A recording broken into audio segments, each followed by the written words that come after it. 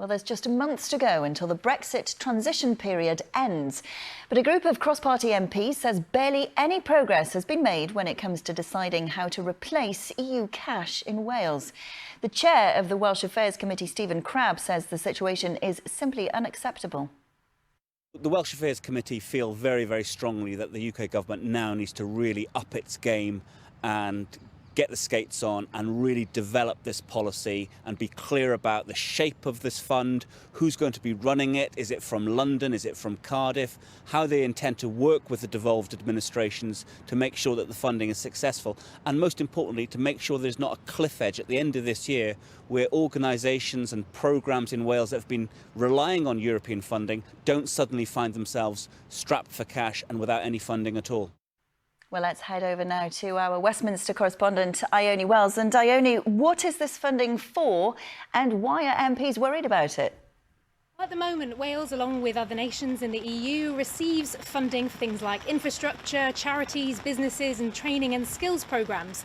And essentially, poorer regions receive more funding per head. So Wales, between 2014 and 2020, actually received 5 times more of this funding per person than England. Now, UK ministers have pledged to replace this funding when the Brexit transition period ends at the end of this year. But these MPs are worried that with 3 months to go, we don't yet know what this fund will be and how it will work in practice. And this cross-party committee of MPs, along with a number of senior Labour politicians, are also worried about the possible impact on devolution, because we don't know yet whether this fund will be controlled by the Welsh Government or the UK Government, and some are questioning whether the fund will still be allocated to areas of greatest need.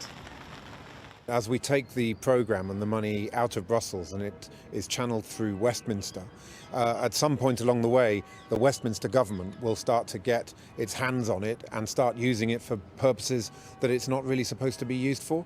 I think what's also really worrying is that the Westminster government won't respect the devolution settlement. And what have UK government ministers said about this?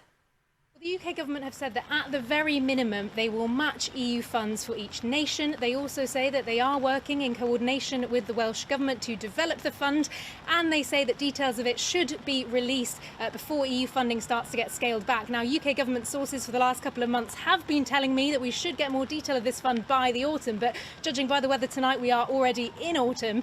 And the main concern for MPs and some of the key stakeholders who are at the coalface of delivering some of the programmes that rely on this funding is that these programmes take time, sometimes years, to develop, and the deadline for the detail of this funding that they need to plan ahead is just months away. OK, Ione Wells in Westminster, thank you very much.